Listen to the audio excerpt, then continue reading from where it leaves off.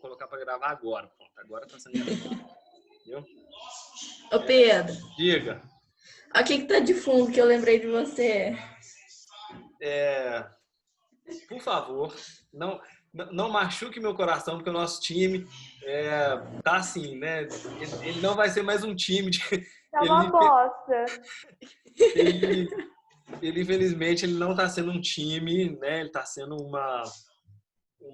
um poço de dívidas, entendeu? Mas Ô, Pedro. Muita reza a gente vai tirar ela para segurar. Ô, Pedro. Diga. Cadê seu boné da Série B? Matheus, Gabriela Junqueira, já assim que voltar, está sendo gravado essa aula, entendeu? Assim que voltar. O que eu falei não tá gravado. Ocorrência para não comprovar. Ô, galerinha, seguinte, por favor, por gentileza, abram para mim na 180 para a gente dar uma sacadinha num capítulo novo, ok? A gente vai dar uma pausa. Bom dia, gente, mais uma adulta chegando nesse negócio, meu Deus do céu, que é isso? Só a Ana que tá de pijama e vai se negar, entendeu? Vergonha danada, enfim. Ô, galera, nas nossas aulas passadas, prestem atenção nisso, se liga. Nas nossas aulas passadas, nos capítulos passados, nós analisamos os acontecimentos da história geral, certo? A gente pegou o movimento da Revolução Russa, nós passamos pela crise de 29, nós vimos como o fascismo e certas características do nazismo levaram o mundo à guerra, e agora a gente dá uma pausa nesses acontecimentos e a gente vai analisar como é que isso tudo influencia no Brasil, beleza? Principalmente nesse nosso episódio de hoje, que a gente vai ver o Brasil sofrendo as consequências da Primeira Guerra, o Brasil sofrendo as consequências da crise de 29, certo? E o modelo, olha só, se liga. O modelo daquele governo fascista, né? A influência do nazismo na política brasileira. Beleza? Primeiro, deixa eu ver se vocês já ouviram falar nesse personagem que a gente vai dedicar aí o restante dos nossos capítulos para estudá-lo. Vocês alguma vez já ouviram falar num cara famosíssimo chamado de Presidente Vargas? Ou não, nunca ouviram falar? Já ouviram, né? Deixa eu só aceitar aqui mais gente. Tá. É por muitos considerado um dos maiores presidentes do Brasil, mas desde já eu adianto. Hoje em dia a gente critica muito esse governo. Por quê? Porque o Vargas vai ser um ditador. Olha só. Pergunta. Vocês estão ligados de quanto em quanto tempo dura um mandato de um presidente no Brasil? 4 anos? 4 anos, certo? A cada 4 anos, os presidentes precisam ser trocados. Novos grupos precisam ser eleitos. Beleza? O Vargas, só para vocês entenderem, ele vai dar um golpe, vou fazer aqui um bom dia, Raíssa. Gente, olha isso, cara, só gente adulta chegando na minha live. Nunca passei por isso antes, meu Deus do céu. Tem 130 anos. Se bem que a Raíssa tá mais velha lá. Nossa senhora, ela também tá idosa. No carão de idosa, tá doido. Se liga, volta. Olha isso. O presidente Vargas, né, quando a gente for estudá-lo melhor, mas só para vocês entenderem, ele vai passar aqui um período que ele vai ficar, galera, 4 anos no poder, sem ter sido eleito, vai dar um golpe, beleza? 4 anos no poder, vai dar outro golpe e vai ficar mais 4 anos, sem ter sido eleito de novo. Vai dar outro golpe e vai ficar mais 7 anos. 15 anos governando o Brasil sem ter sido eleito em nenhuma vez e mesmo assim é considerado um dos melhores presidentes do Brasil. Saca? Por quê? Né? Apesar dele ser um ditador, apesar dele perseguir os inimigos, dele censurar a imprensa e papapá, ele vai ser uma das pessoas mais lúcidas. Olha só, ele vai ser um dos indivíduos que vai entender quais são as mudanças que o Brasil está passando e vai começar a relacionar bem com industrial, com o trabalhador, com a vida urbana, certo? O Brasil, que tinha todo aquele foco, né? O Brasil que era um país só voltado para a agricultura. O Brasil só pensava em café, galera. Só café, só café, só café. E planta mais café. E o café entra em crise. E tem que salvar os cafeicultores. Nossa senhora, coitadinho dos mega bilionários da cafeicultura, que não pode perder um pouquinho de dinheiro, tendo que ajudá-los, os cafeicultores. A salva cafeicultor. O Vaga vai chegar e falar o seguinte, mano, para. O Brasil mudou. Certo? O Brasil não é só agricultura. O Brasil não é só café. Vamos usar isso tudo para mudar o Brasil de acordo com esses novos grupos que estão aparecendo. Beleza? Só que para a gente entender o Vargas, a gente precisa sacar quais as mudanças começaram a acontecer no Brasil. Certo? Ó, coloquem aí para mim. A gente vai começar um capítulo novo. Daqui a pouquinho eu passo para vocês a tarefa que eu vou pedir para vocês já começarem. Depois, né? Você já pensou nisso de tarefa extra, beleza? Vocês analisarem essa charge aí, essa quantidade de elementos, né? Tem militar, tem soldado, tem mulher, tem empresário, nordestino, mula sem cabeça, enfim, tá todo mundo dançando junto, certo? E aí, o que significa esse todo mundo dançando junto? Quem são essas pessoas? E como é que isso daí se liga na situação brasileira, beleza? Pois bem, vamos lá. Virem a página 181 para mim, por gentileza. E de cara, ó, deem uma olhadinha para mim e se tiverem uma caneta de marcar, é só esse comecinho que eu preciso, ok? No Brasil, a crise da Primeira República. Encontraram aí? Achou, Raíssa? 181. Certo? No Brasil, é o quarto parágrafo, né? É bem na metade da folha para a gente dar uma analisada nesse gráfico. Olha só. No Brasil, a crise da Primeira República. Comecem grifando para mim, por gentileza. Só esse trechinho, ó. Após o convênio de Taubaté, o café monopolizou de tal forma a atenção do governo que os grupos ligados a outras atividades econômicas não demoraram a demonstrar seu descontentamento. Grifem até aí para mim, por favor. Beleza? Joga para baixo, no outro capítulo, no outro parágrafo, e podem grifar para mim que eu já vou explicar isso. Paralelamente, pode grifar, a sociedade brasileira se tornou mais complexa com a chegada de imigrantes. Prontíssimo. Tem aí embaixo uma tabelinha mostrando a quantidade de pessoas que vieram para o Brasil e deixa eu juntar essas duas informações para vocês sacarem. Vou aceitar o Matheus. Deixa eu juntar essas duas informações para vocês sacarem um pagodão que vai rolar com o Brasil, beleza? Ó, seguinte. Primeira coisa. Vocês estão lembrados do café com leite, correto? Minas e São Paulo ficavam trocando de governo. Uma hora Minas mandava na política, a outra hora São Paulo mandava na política. Os coronéis eram as pessoas mais importantes dessa sociedade, velho. O coronel, que é o grande fazendeiro, certo? O cara que controla toda a zona rural, é o cara que oferece emprego para todo mundo, é o único cara que consegue colocar as pessoas no hospital, é o único cara que constrói escola só para os filhos dele, para os filhos dos amigos dele. Esse coronel é muito poderoso, certo? Isso significa que, principalmente, os coronéis do café têm muito dinheiro. E essa galera, moçada, eles vão usar o dinheiro do Brasil, e isso que é um absurdo. Olha só, presta atenção nisso, cara, porque isso tem acontecido agora, Brasil atual, 2020. Embaixo do olho, embaixo do nosso nariz, e um monte de gente ainda defendendo esse tipo de situação. Olha só.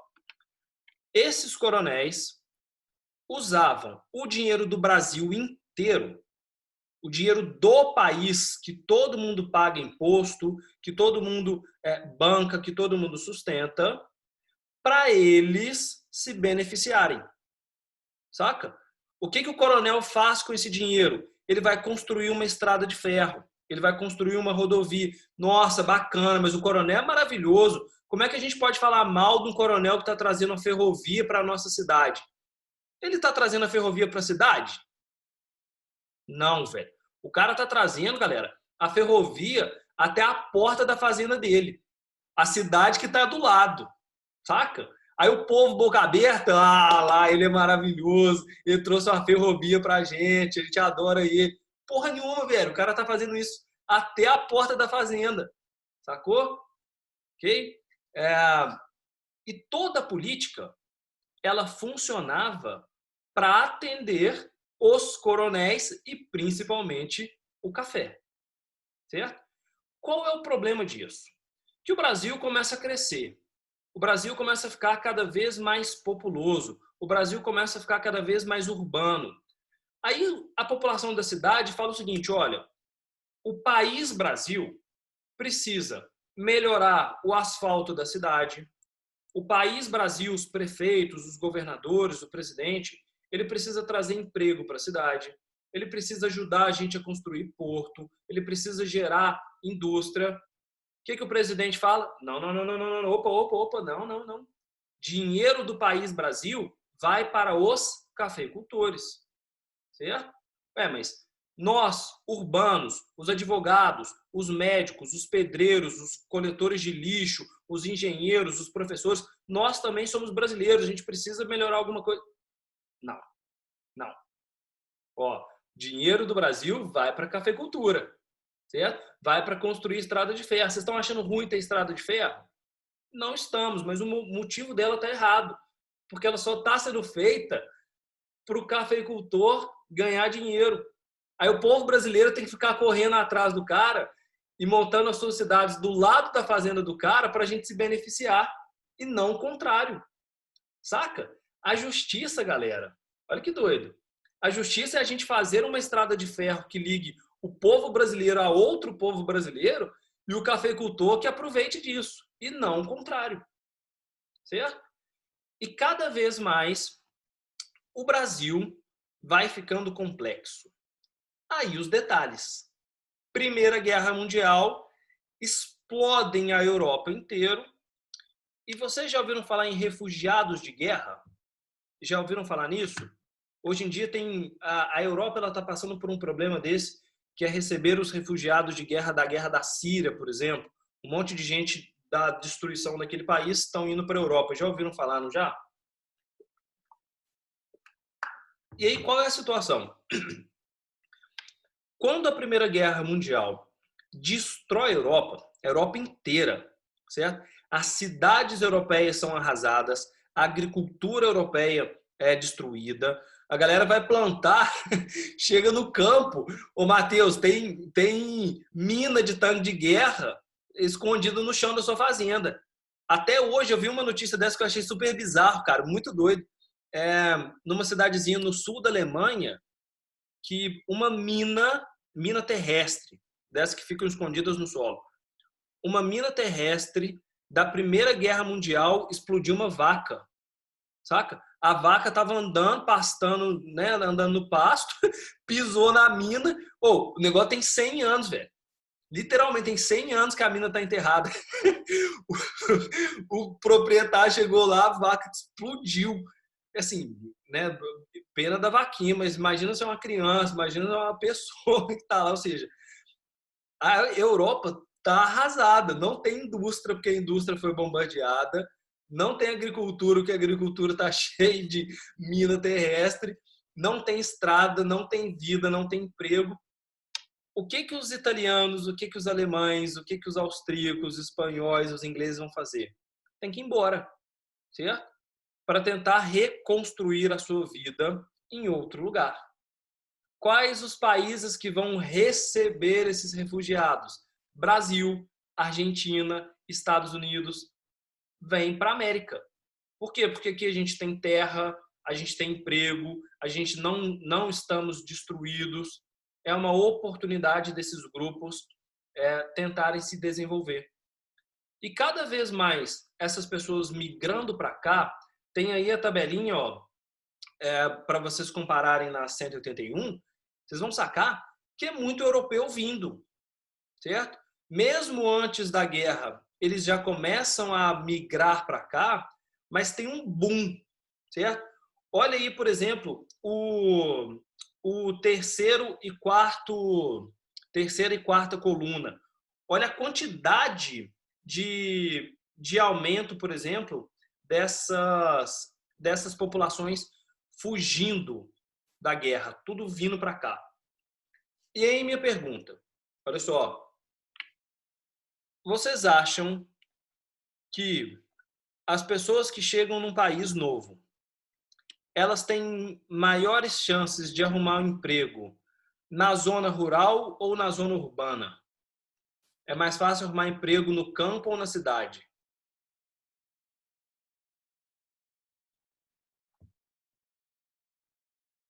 No campo? Na cidade? Olha só, para uma pessoa arrumar emprego no campo,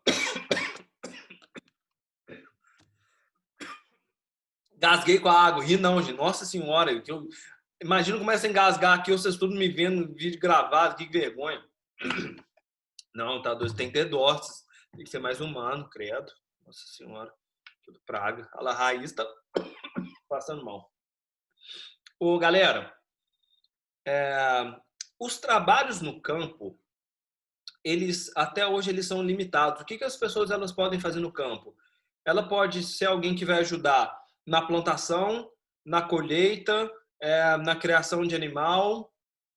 E isso significa que são poucas profissões, apesar do campo precisar de muita gente, certo? Mas em termos de oportunidade de emprego, ô Gabi, a cidade, ela te oferece uma variedade muito maior de profissão, sacou? A pessoa ela pode chegar, ela pode trabalhar como costureira, ela pode trabalhar como garçom, ela pode trabalhar como babá, ela pode trabalhar como professora, ela pode trabalhar como médico, como advogado, como secretária, infinitas profissões. Então, o número de oportunidades na cidade é maior do que no campo. Então, começa a entrar muito imigrante, começa a vir muita gente da Europa. Ideias novas, pensamentos novos que não tinha no Brasil. E as nossas cidades começam a crescer. E quanto mais a cidade cresce, olha o movimento, se liga, virem a página aí para mim, por favor. Já vira aí. Quanto mais as cidades crescem, 182, mais elas vão ficando importantes, sacou? O número de pessoas na cidade começa a ficar maior do que o de pessoas no campo. O número de riqueza na cidade começa a ficar maior do que no campo, certo? E o problema aí que está o detalhe, a nossa política não se atualiza, sacou? A cidade ganha importância, a indústria ganha importância, o comércio, a prestação de serviço. O que é prestação de serviço? Sou eu, professor, vender o meu serviço para vocês que precisam de conhecimento. Ó, que lindo, hein? Quer dizer, alguns precisam de conhecimento, outros só precisam fazer o para casa que eu mando, né? Que já sabe tudo, certo? Tem 5 aí que já sabe tudo. Tem 2 aí que vão assinar a ocorrência porque mandaram mal nos comentários, né? A gente não precisa nem citar nomes, certo? Quem presta serviço, quem vende o serviço? O operário dentro da fábrica, o advogado para os seus clientes, o médico para o seu paciente, o dono do restaurante para as pessoas que precisam de comida. Então, cada vez mais, a cidade se torna mais complexa. E o campo é que recebe toda a atenção da política. E isso começa a gerar uma revolta, isso começa a gerar uma... presta atenção, política. A gente precisa de lei, né, para melhorar a vida da cidade. A gente precisa de novos investimentos para melhorar a cidade. Não é só o campo, não é só o campo, não é só o campo. E a política brasileira toda focada na agricultura. Grifem aí para mim, primeira coisa, ó, lá em cima, 182. Estamos acabando, se liga. Podem grifar isso tudo para mim aí, ó, lá em cima. Os operários organizavam sindicatos inspirados nas ideias anarquistas, comunistas e tinham forte influência das experiências sindicais dos imigrantes. Pode grifar até aí tá bom. Certo? Lá embaixo do quadro, certo? Da chargezinha aí dos Jornal dos Operários. Estão vendo a charge que sinistra? São os operários batendo os operários batendo, dando uma chicotada nos patrões, saca? O operário tá de brincadeira, não. Vocês viram, por exemplo, vocês acompanharam ontem o que rolou nas grandes cidades do Brasil, a greve dos entregadores de aplicativos? Vocês viram isso, velho? Olha só, vocês verem que até hoje existe uma exploração desses tipos de trabalhador. A galera que trabalha entregando comida, velho, tá sustentando o Brasil no meio da pandemia. E eu fui ver a reivindicação dele, o que eles querem, né? Porque a gente tem que saber isso. A galera tá fazendo greve por quê? Sabe o que eles querem, velho? É um espaço para eles usarem um banheiro, certo? Que eles não têm. Eles funcionam, né? Funciona assim esse lance do aplicativo. A pessoa entra no aplicativo e pede um sanduíche. Diferente do que rola aí em Nepomuceno, do que rola aqui em Lavras, que a gente pede no lugar de sanduíche, nas grandes metrópoles agora, você entra no site do aplicativo de entrega. É como se você mandasse uma mensagem para o motoboy e falasse o seguinte: ô motoboy, passa no McDonald's para mim, compra tal lanche e traz aqui em casa. Certo? E aí você paga tanto o lanche para o McDonald's quanto um valorzinho lá para o entregador. Do que a gente paga no frete, no valor da entrega, uma parte disso fica para o aplicativo. Sacou? A gente fica contratando esse tipo de pessoas. No fim das contas, esses trabalhadores, eles usam o celular para ficar vendo onde todo mundo mora. Você não precisa nem pedir na sua casa. Olha que doido, isso é legal também. Se você entrar no aplicativo lá, você manda tipo assim, ó, entrega na minha localidade. Você pode estar no meio da pracinha, que o cara usa o seu GPS, pum, entrega lá. Então, eles precisam do celular funcionando o tempo inteiro, né? Eles não têm aonde carregar o celular, não têm aonde usar o banheiro, porque eles não trabalham para o restaurante. Ele não pode chegar lá no McDonald's e falar o seguinte: eu vou usar o banheiro do funcionário. Não, proibido, só para funcionário, certo? Não tem, se eles sofrerem acidente de trânsito, se forem atropelados, se passarem mal, o aplicativo não está nem aí, porque não conhece aquelas pessoas, fizeram uma reivindicação para exigir mudança de trabalho. Coisas que a política tem que resolver. Leis que a política tem que resolver. Pegou, Raíssa? Ou tá ouvindo música aí? Tô vendo a cara balangando aí, filha. Né? É que eu lembrei de uma música que você falou, eu tava cantando. Tá. E aí? É sério, é que eu tô de fone, não. Entendi. E aí, olha só. Esse tipo de reivindicação, esse tipo de demanda, os nossos políticos têm que olhar para aquilo e falar o seguinte: olha, temos que fazer uma lei para proteger os entregadores, certo? A galera tava entregando sem máscara, tava entregando sem luva. Por quê? Porque a gente é pobre, galera. Os caras não têm dinheiro para ficar comprando luva e máscara toda hora, certo? Aí, se eles não usam isso e o Brasil inteiro pedindo comida, a doença se espalha para todo mundo, sacou? E a gente está combatendo a doença, concorda? E aí, olha só, esse é o tipo de situação, esse é o tipo de exemplo que os políticos têm que analisar aquele caso, têm que determinar se os entregadores estão certos, se os entregadores estão errados. Olha, nessa medida vocês pediram demais, aqui vocês têm que receber isso mesmo. Quer mais segurança? Então bacana, a empresa vai ter que pagar. Mas aumento de salário de não sei quantos mil, aí você também não pode. Então, tem que ter uma regra, tem que ter uma discussão política para resolver esses casos. O que a política do Brasil fazia? Não queremos saber disso. Vamos olhar para o agricultor. Vamos olhar... Agricultor não. Ó, não confundam a pessoa do campo com o coronel. Vamos olhar para o grande fazendeiro. É ele que precisa de mais regra e é ele que precisa ser protegido. Enquanto isso, nas cidades, a vida toda complexa, toda diferente e nada dos políticos brasileiros atender aquele caso. Finalzinho para a gente poder grifar e terminar essa parte. Ó, parágrafo seguinte, embaixo da legenda aí da charge, beleza? Grifem para mim, por favor. As classes médias urbanas se adensavam. Achou aí, Matheus? 182. As classes médias urbanas se adensavam e manifestavam cada vez mais os seus descontentamentos com a política que beneficiava somente as oligarquias agrárias. Continua, porque o exército também vai ser contra. Olha só, no exército também começaram a aparecer focos de protesto contra a República Café com Leite. Grifem até aí. Beleza? Prontíssimos. Ou seja, eu preciso que vocês tenham entendido como é que a sociedade brasileira estava mudando. Show? Como é que, principalmente, trabalhadores de fábrica, operários... Pedro, Diga.